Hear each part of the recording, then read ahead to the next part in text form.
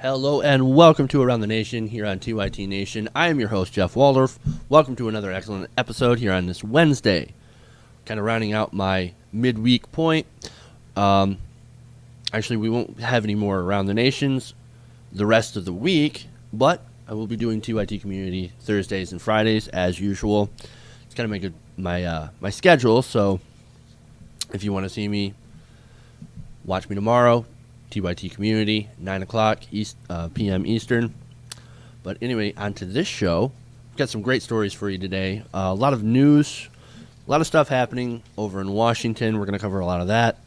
We're going to go with some of the job numbers. The jobs report will be coming out soon. We've got some preliminary reports on that. We've got sort of a hilarious memo from the House Republicans to the rank and file. I'm going to go into that. Trust me, it'll be great. Sounds boring, but trust me. Then we go into the GOP's priorities for 2014. What do you think they are? I'm going to get into that. And lots more stories, JP Morgan, etc. It's going to be a good show. But first, I just want to mention that we're doing a patron drive here at Around the Nation, TYT Nation specifically. Sign up to be a patron, support the show. $1, $3, $5, doesn't matter. Donate, help the show, help it grow, help improve all sorts of things. Like, it's just it's a good thing to donate to because it goes specifically to helping increase the quality of the show. So if you could stop by to patreon.com/TYTNation, pledge to donate. Even $1, man. Even $1 helps keep this on the air and keeps me from, well, I'd never beg for corporate sponsors, so it keeps me on the air. All right. Now on to the first story.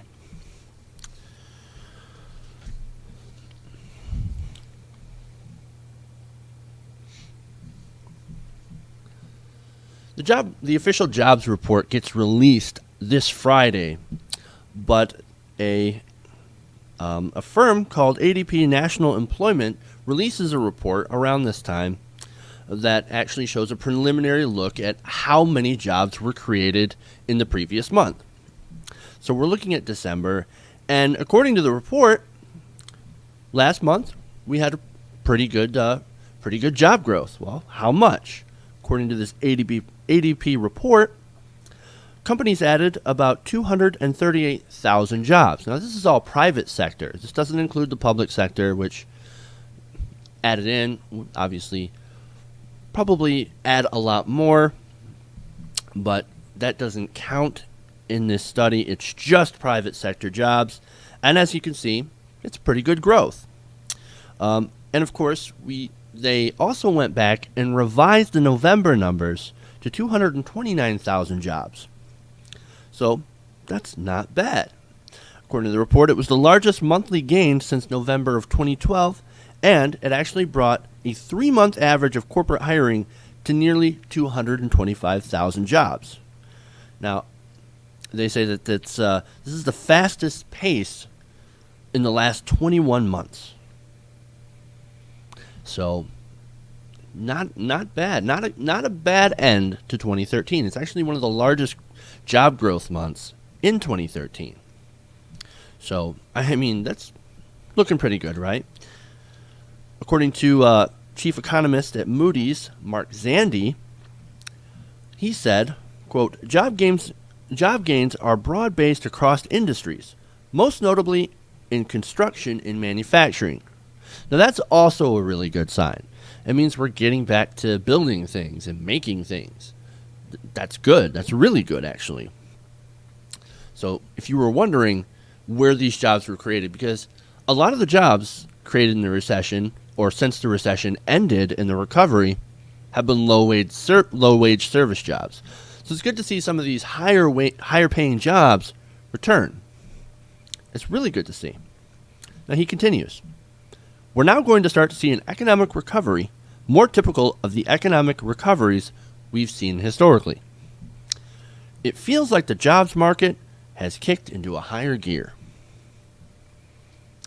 Now, there's one specific factor that seems to be helping all this, and that's the U.S. trade deficit. Now, according to recent reports, the U.S. trade deficit fell to a 4-year low in November. So now we are importing less than we are exporting. And that, of course, helps a lot. If we're making more stuff here and exporting it, that helps U.S. jobs. That's actually really, really good news. Well, like I said, it's good news, but it's nowhere near enough. Now, let me explain. We actually still, up to this point, we still have not recovered the number of jobs lost during the Great Recession, during the crash of 2008. Now, let me explain. Now, there are some reports that say that if we assume that November's 1.7% rate of job growth extends into 2014, so if we continue on the rate that we've been going, America will have recovered all of the jobs that it lost since the recession by October of this year. So do you understand that? We're still way behind in job creation than we were before the recession happened. But we have a larger population. We have a lot more people out there seeking jobs. And we have still lost so many jobs during that financial crisis that we're just playing catch up. See, that's really important to remember. So it doesn't really feel like technically, according to the media, the recession is over. But just now, are we even getting close, assuming we continue on the current trend, are we even getting close to recovering all the jobs that we lost? That's a really, really sad recovery. Now, why is it so low? Well, I've got a few ideas. It's because, one reason I think is because we've been focusing so much on deficit reduction instead of focusing on creating jobs. Now, that's the Keynesian approach, right? You invest in infrastructure, and that helps create jobs. To me, that makes sense.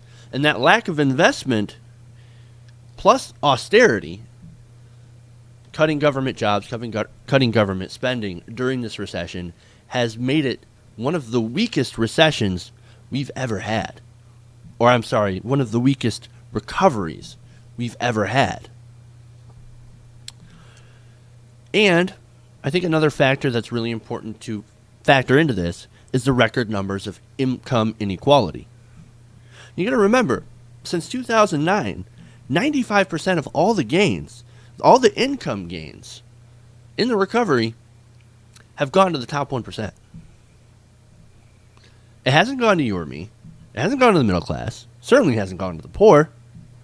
It hasn't gone to people who are going to spend it and reinvest it into the economy.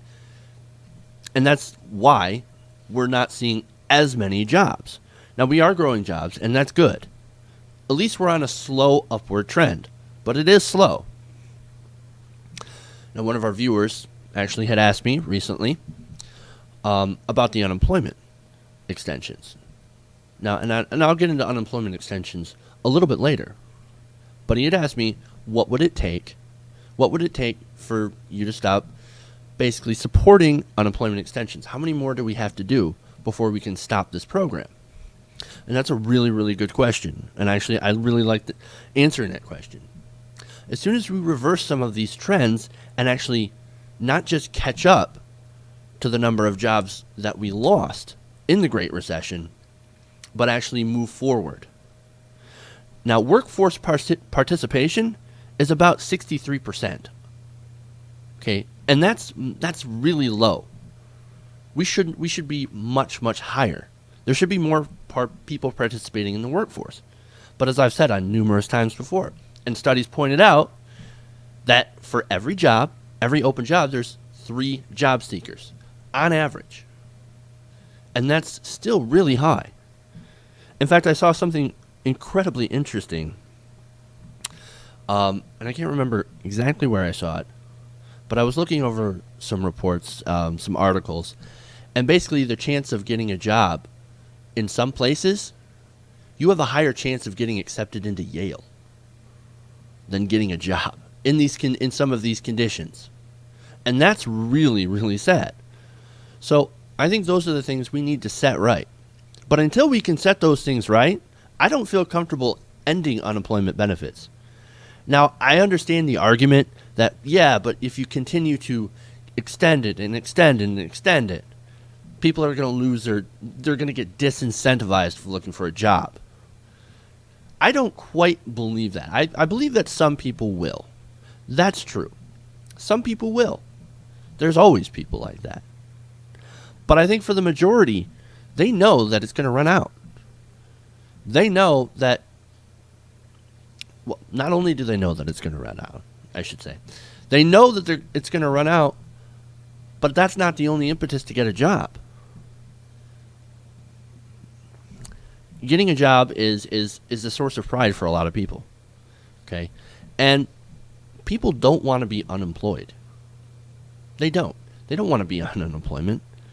First of all, it's not very much money. And look, people don't want to be unemployed. That's why people get jobs.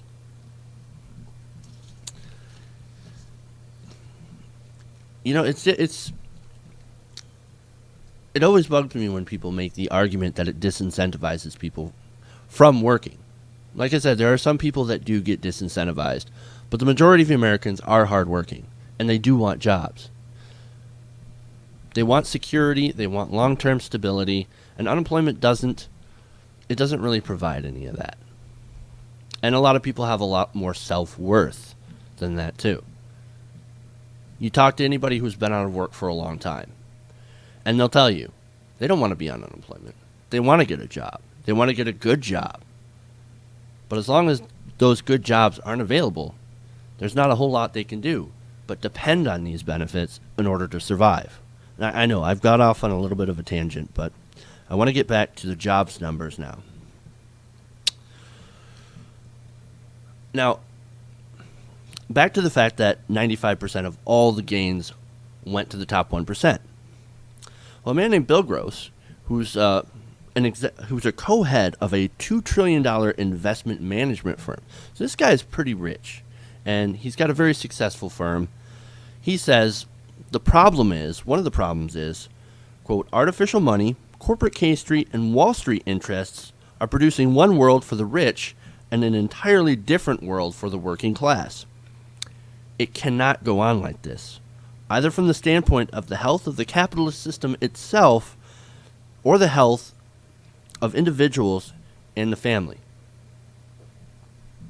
And I really think that's an important point, because that's coming from someone who has benefited greatly from income inequality. But even this is the level of which it is really bothers him. He understands that, hey, this system is not sustainable, this income inequality. So I just want to end this segment by saying, don't be mistaken. The job numbers are encouraging, yes, but it's not enough. It's when you combine this with income inequality, long-term unemployment, and stagnant wages, and of course a broken political system that basically caters to the wealthiest 1%. It's not a good. It's not a good situation. It's not a good situation for the country itself. It's not a good situation for the unemployed, and it's not even a good situation for the rich. And some of those rich people are actually starting to see that and to rail against it. Like, hey, we like having a lot more money, but this income inequality thing, that's not good for anybody in the long term. All right.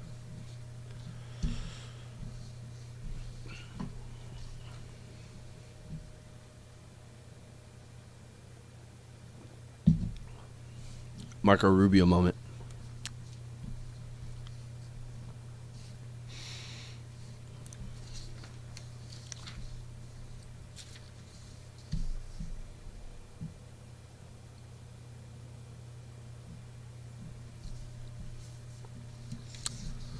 I said I was going to get into the unemployment extensions, and here we are.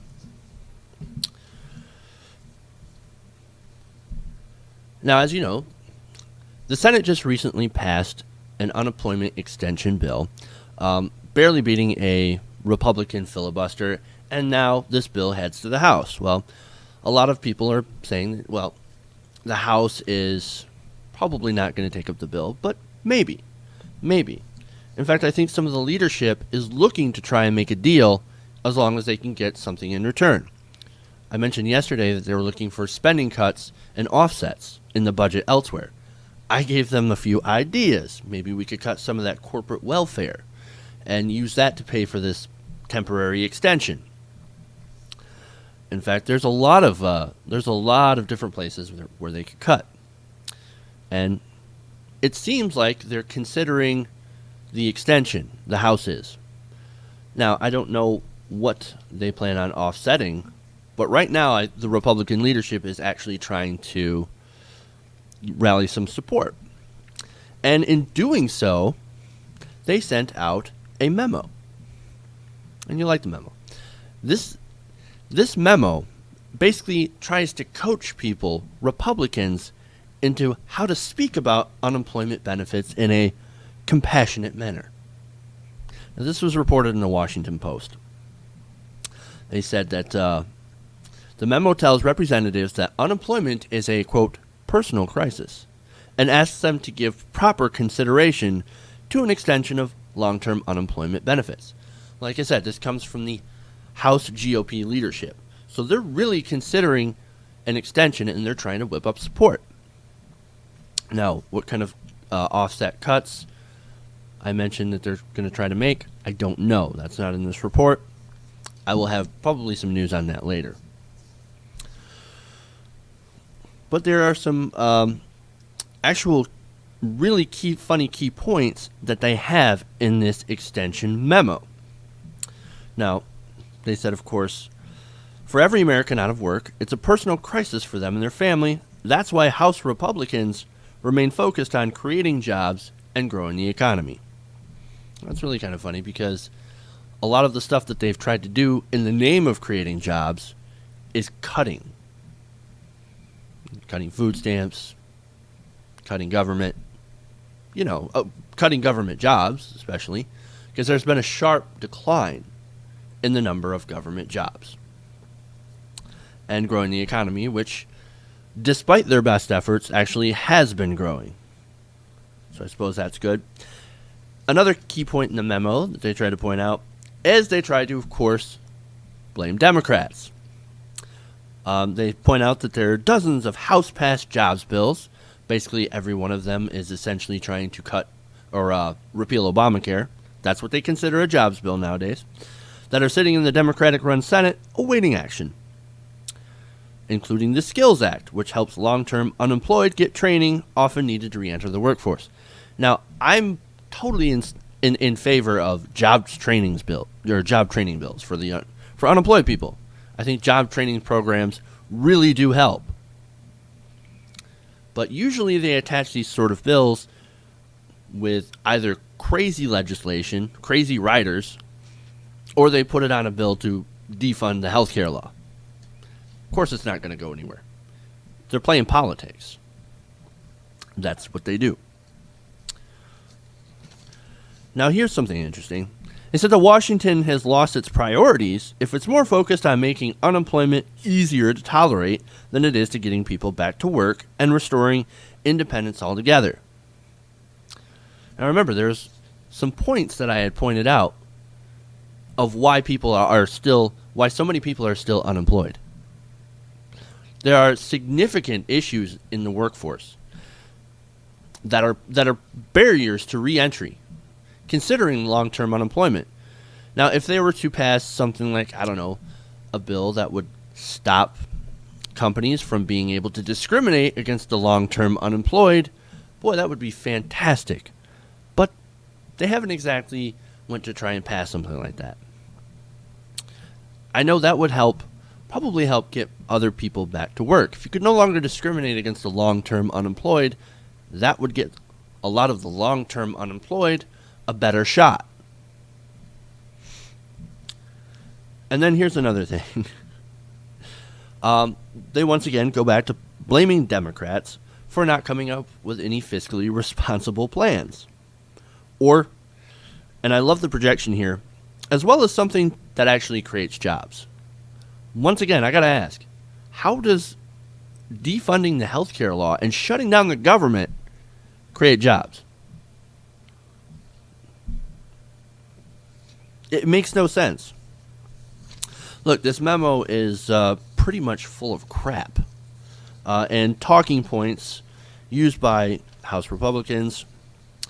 It offers no solutions, but hey, at least they're considering extending unemployment benefits. At least they're considering it. So I suppose that's progress. And like I said, if they want any ideas on what to cut from the budget, they know where to find me. I've got ideas for them. Let me start with that corporate welfare.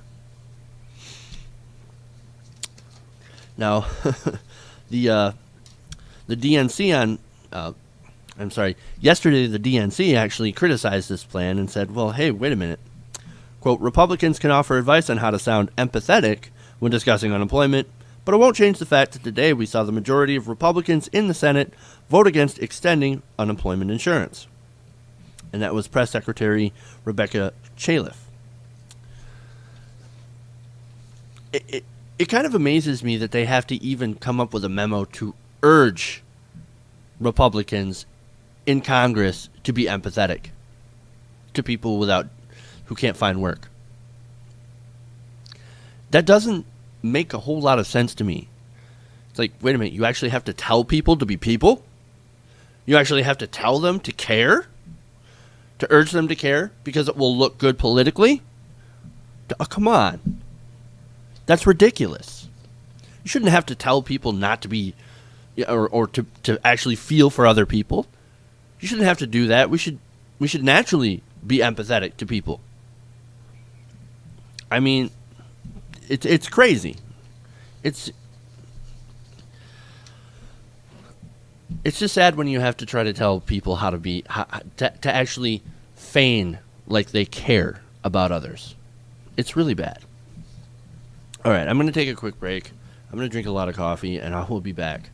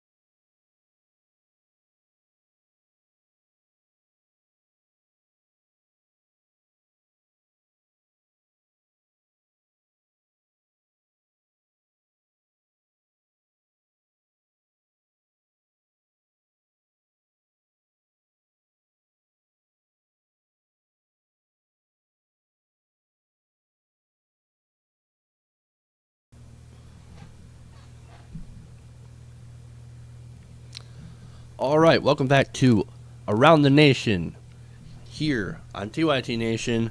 I'm your host, Jeff Waldorf. Welcome if you're just tuning in. We've had some fantastic stories. We're going to about 6 o'clock, and we're going to do it live. Do it live. Next story. We are going to talk about the new policy priorities in 2014 for the GOP. Now, you're going to love this.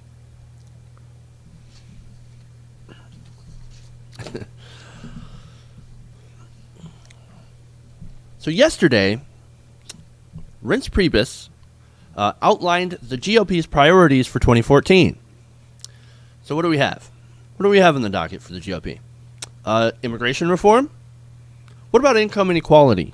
I know that's a huge topic. I like to cover it a lot. What about jobs? Jobs, right, John Banner? What about the deficit? Now, I know you guys love to talk about the deficit, but have you actually done anything about the deficit? That's what I'd like to wonder. That's what I wonder. Is that on the docket, sir? No. Of course not. You know what's the number one priority? Obamacare. Oh, you've got to be kidding. Okay. Yeah. Obamacare. That's right.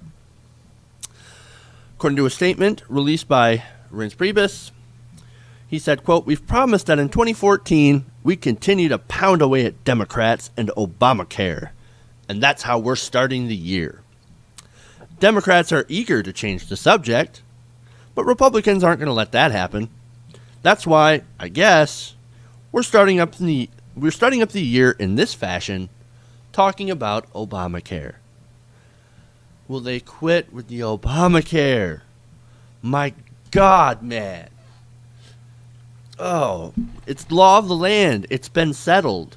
Get over it. But no, they're going to continue. They're going to continue hitting on the healthcare law. Just recently, a reporter asked Reince Priebus, quote, "If Obamacare is going to be the Johnny One Note campaign for Republicans, in which every issue that comes up, you're going to respond with Obamacare, or is there more to what Republicans want in 2014? Well, so what did Reince Priebus have to say about that?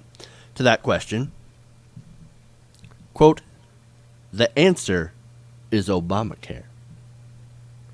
Okay, to be fair, he followed it up with I'm just kidding, guys. Just kidding. But then he says this, quote, "It's not possible for this not to be the number one issue going into the 2014 elections. It's just not." So the answer to your question is, it is going to be the number one issue in 2014. So just kidding, but not really. I'm beginning to think this guy is full of BS. Continue. Oh, I'm sorry. No more quotes from Reince Priebus.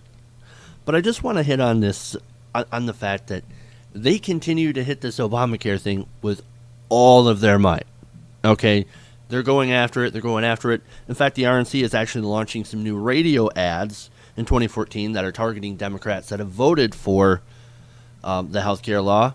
Of course, they're targeting the healthcare law to use as a political cudgel to hit Democrats over in the head with it. Now, that's, of course, no surprise. Of course they're going to hit Democrats with ads. But they're using this healthcare law as their main arsenal. That's the only thing they got. And they don't even really have that. And I'm going to get into that here in a minute.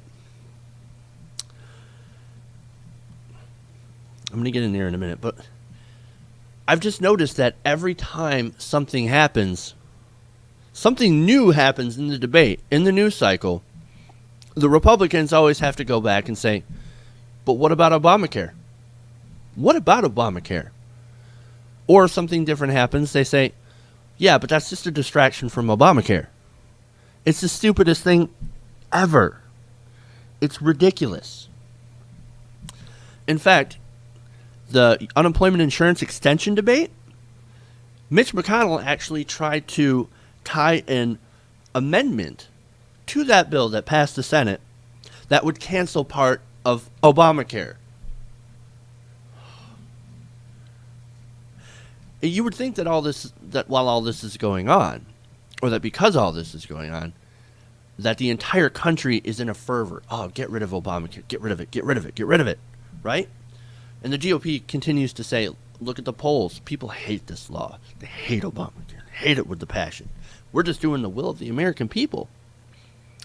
Well, maybe he should actually look into what the actual will of the people is. Now, according to a poll, 59% of people oppose the Affordable Care Act.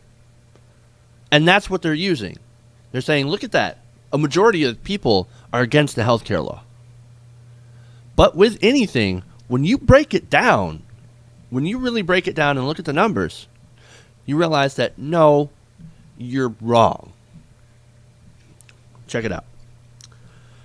A CNN or ORC poll that was taken, and that's where they get this, 49, or when they ask specific questions about how you feel the law or why you oppose it, you really get into how the American people are feeling.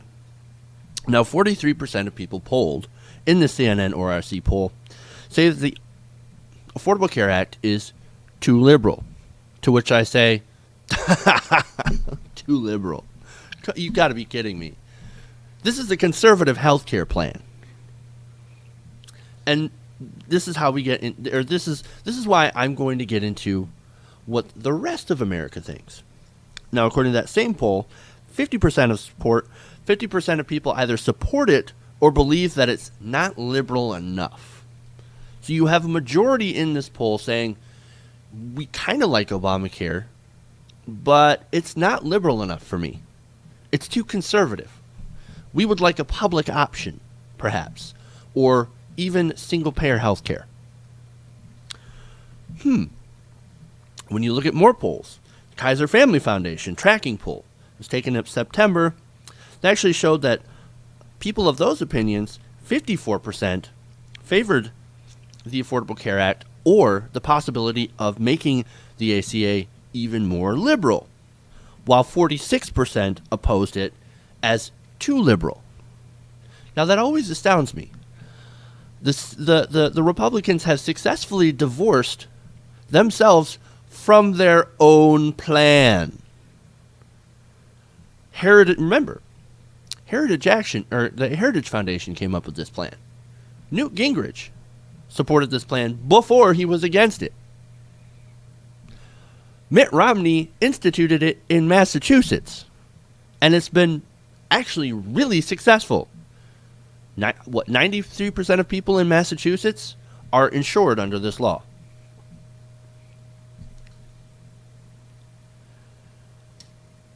I just got to point out how ridiculous this is.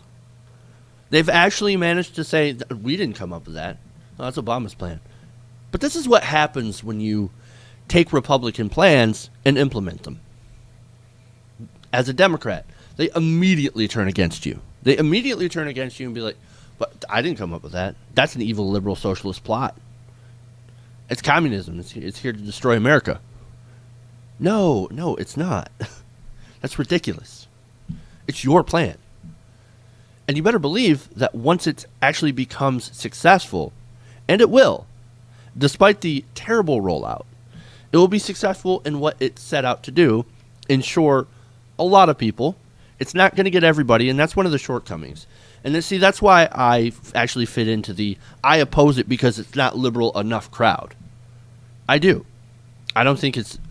I would much prefer a single-payer system or at least a public option. But we didn't get any of those. So that's right now, I'm opposing the law, just on that principle. And I fit with most Americans. This just shows how fundamentally progressive Americans' priorities are. We actually want a more liberal healthcare plan. We want a more progressive healthcare plan. This is too conservative for the majority of America. And so maybe if they were to actually look at the facts and how Americans really think instead of taking polls and misrepresenting them to use as a talking point, things would be much better in America.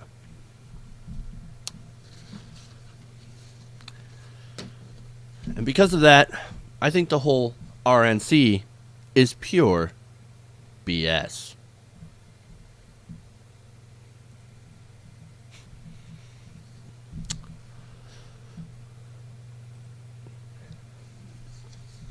Now to a little bit of a story that might make you guys a little bit angry, as it should, and should really sort of make you think about what we should do about the banks.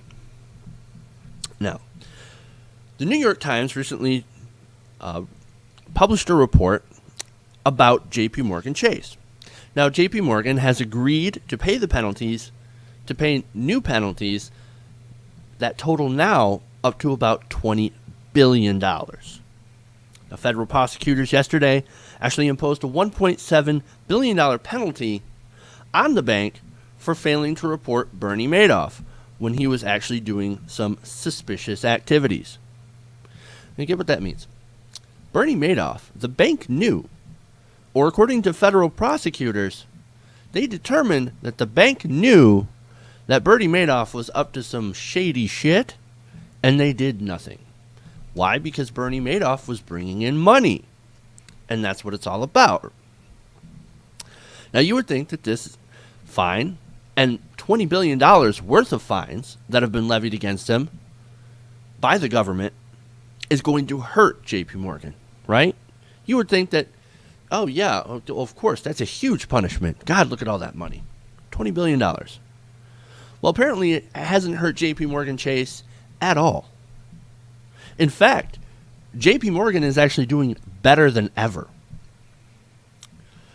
According to this New York Times report, the shares for JP Morgan Chase are actually up by 28%. And that's over the last year. Wall Street analysts estimate that it will earn up to as much as up to $23 billion in profit just this year alone.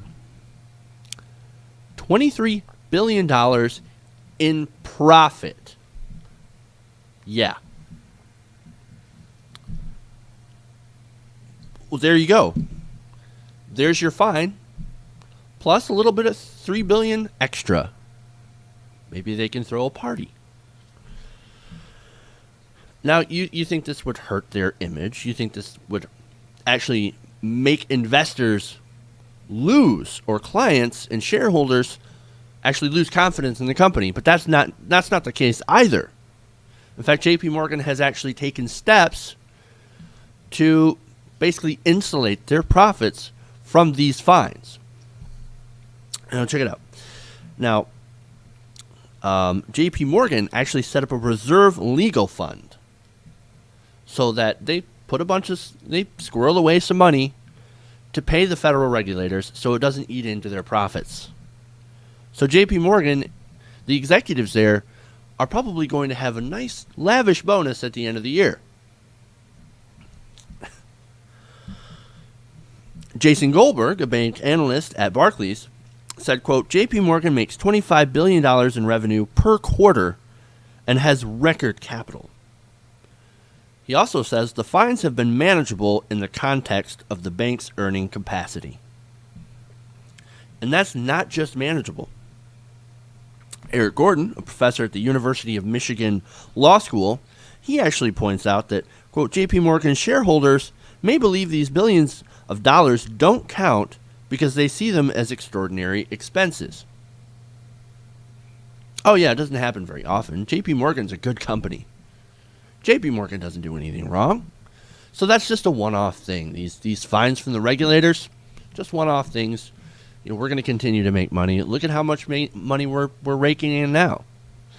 But these allegations, these federal fines continue to pile up. So eventually, you would think that it would get to the point where some of these investors go, hey, wait a minute, maybe we should do a little bit more oversight of the banks. But that's not what's happening. No, in fact, banks continue to be deregulated. There's just a recent bill that came out probably about a month ago that further deregulated derivatives under Dodd-Frank. If you think Dodd-Frank is actually going to do anything to regulate the banks, you're deluding yourself. It's not going to do a damn thing. You know why? Because it's been picked apart ever since it was passed into law. Watered down, picked apart. There's almost nothing left. And they call it historic reform. Come on. Our banks are out of control. And they own the government. I mean, Wall Street owns Congress. The banks own Congress. They bought off pretty much every politician in Congress. That's how they can get away with this. This $20 billion fine to JP Morgan is a slap in the wrist. That's all it really is. It doesn't hurt them. It doesn't eat into their profits. And they even have a fund set up to handle this stuff while making more profits. This kind of behavior incentivizes the banks to take even more risks with your money and to fuck up and to get bailed out. Remember, they're too big to fail. Banks are literally too big to fail. And they're not going to let them now. They didn't let them before. They won't let them now because these banks are bigger than ever. Bigger than before. So it's really disturbing. It's really disgusting. You know, if this is their way of trying to hold the banks accountable, they have failed 100%. People need to start going to jail over this. A lot of people need to start going to jail for this. And you know what? Our banks need to be broken up so that they are no longer too big to fail or too big to manage. Now, that was another part in the New York Times article that I read, is that some of these analysts are saying, yeah, well, JP Morgan is so large, and some of these other banks are so large, that it's actually really, really hard to manage the people. Oh, that was their excuse for Bernie Madoff. Well, we didn't know what he was doing. This place is so huge, we can't even find Bernie. We didn't even know if he was still working here. I couldn't find his cubicle. Just another reason for the banks to be broken up. Smaller banks are easier to manage, and they're easier to hold people accountable. And they stop being too big to fail. And they stop being an anomaly on the market. And that's all I have to say on the banks. I'm going to take a quick break. I'll be back with our final story. We're going to change it up. We're going to have a little bit more fun. Please stay with me. Be back in a moment.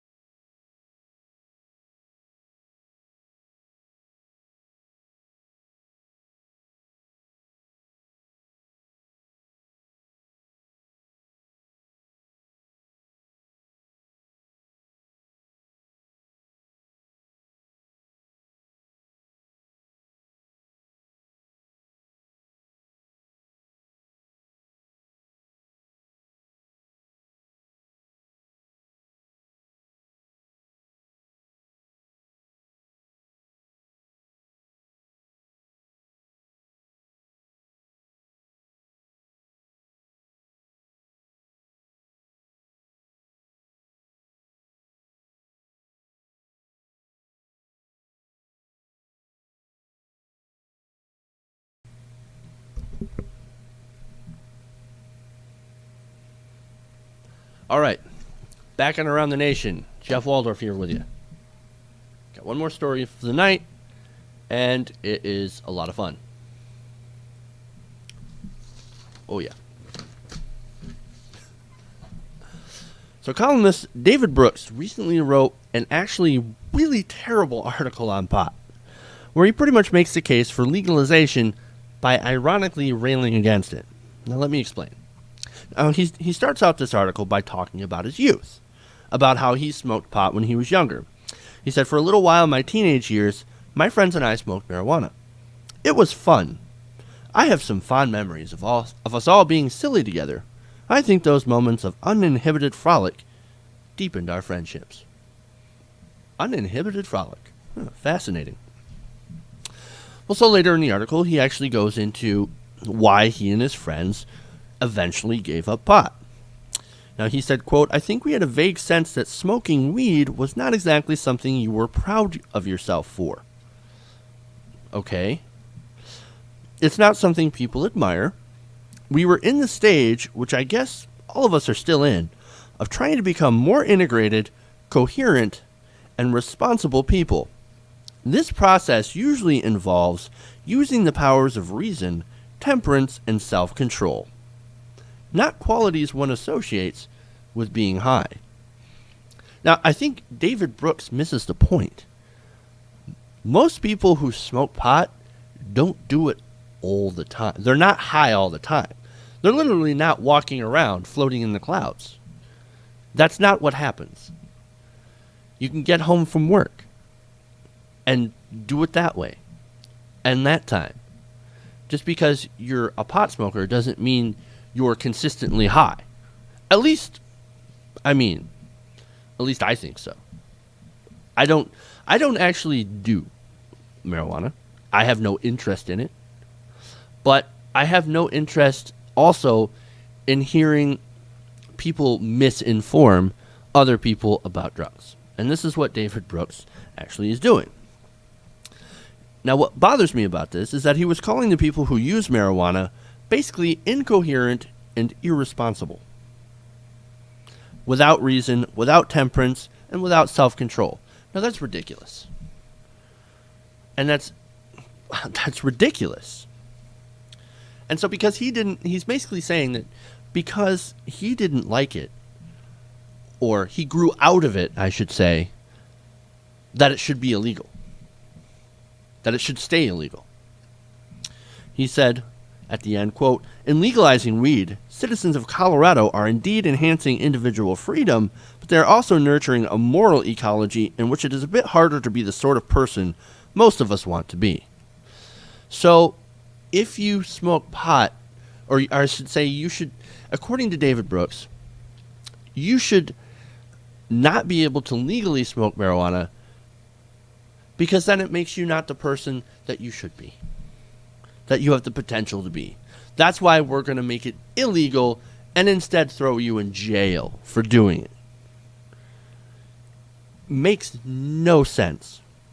And look, I'm not the only one who noticed how nonsensical this article is and how much David Brooks doesn't actually get it. Matt Taibbi of the Rolling Stone chimed in, actually, and took his article to task. Now, he said, quote, "Of David Brooks, here's this grasping, status-obsessed yuppie who first admits that he smoked an illegal drug without consequence in his youth, then turns around and tells us, as a graying and bespectacled post-adult, that it would be best if the drug remained illegal for the masses." He also, in his article, Matt Taibbi writes, "I think all of us who have smoked marijuana will admit that it's a drug that doesn't bring out one's inner Einstein. That said, nobody is dumber or more dangerous than a drunk. And we long ago realized that we had to make alcohol legal. That's because on the legalization question, whether about pot or alcohol, is never really a referendum on the drugs in question.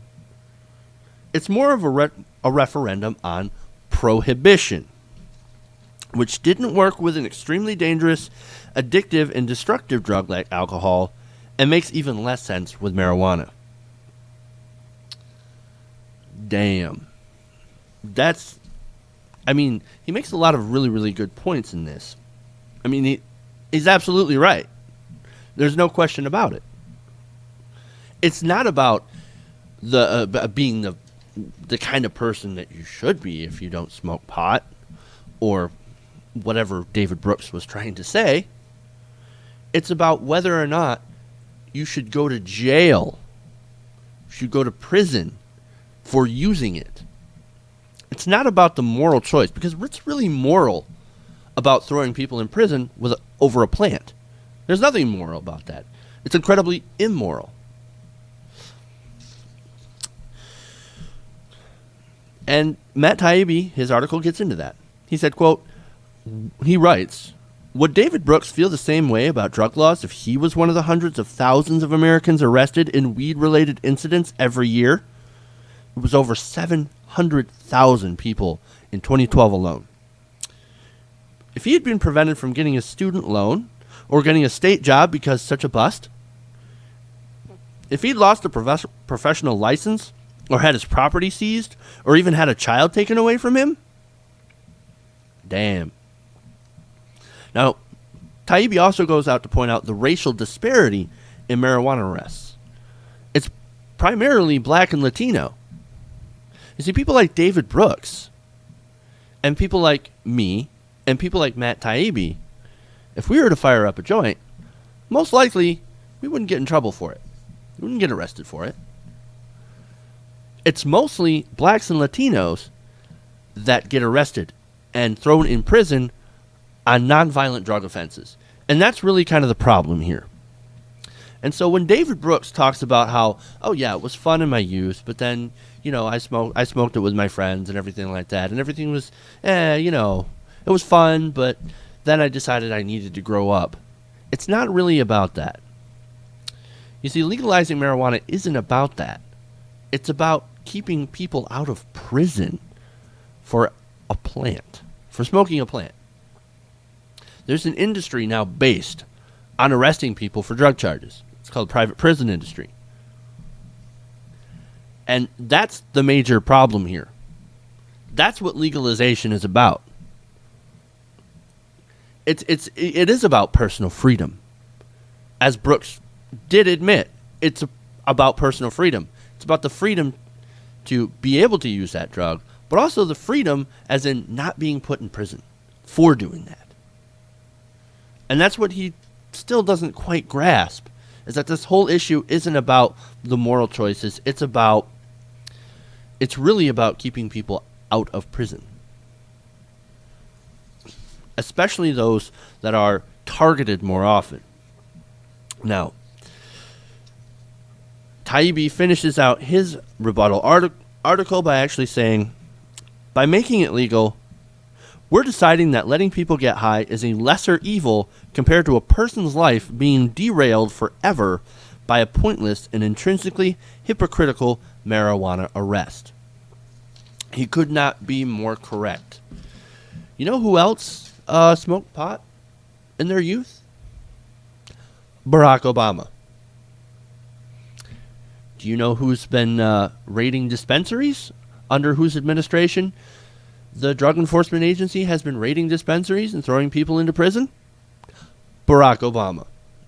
It's that same hypocritical stance that David Brooks is taking right now. Look, if you weren't impressed with doing pot yourself or had a bad experience and don't want to do it anymore, I'm with you 100%. You don't want to do it, that's fine. That is your choice. That is your freedom. But if you're restricting the freedom of other people, first by telling them that what they can and can't do with their own bodies, by the way, and then locking them up if they decide to do it anyway, because it doesn't harm anyone else. It's not even all that harmful to you, to people, to the people who smoke it. How many people have died smoking marijuana? 0. A lot more people have died from drinking alcohol. We don't prohibit that. Prohibition ended on that. And pretty soon, it's going to end on this subject, too. And the David Brooks of the world are just going to have to get used to people or being around that are doing this. And you know what?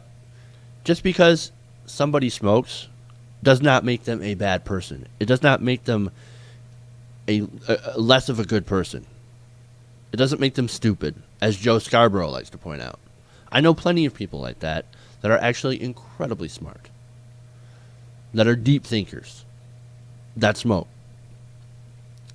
It's not what David Brooks makes it out to be. And his article was incredibly, it was terrible. And I'm glad Matt Taibbi was there to correct the record. All right. That's all I got for you today. Thank you for watching. Make sure to tune in tomorrow when I bring in the full panel on TYT Community. We're going to have some great guests, some new people from the TYT Army. Make sure to tune in. It's going to be a great show. And, of course, join us on Friday for the Social Justice Hour. That's going to be a lot of fun. Make sure to go to our Facebook page, facebook.com/TYT Nation. Follow me on Twitter. And head over to our Patreon campaign. Support the show. And, I appreciate you for it. Anything that you can do to help grow the show, I appreciate it. I'm gonna keep trying to do the best that I can. That's it for Around the Nation. I will see you next week, next Monday on Around the Nation. I am Jeff Waldorf. Have a great weekend.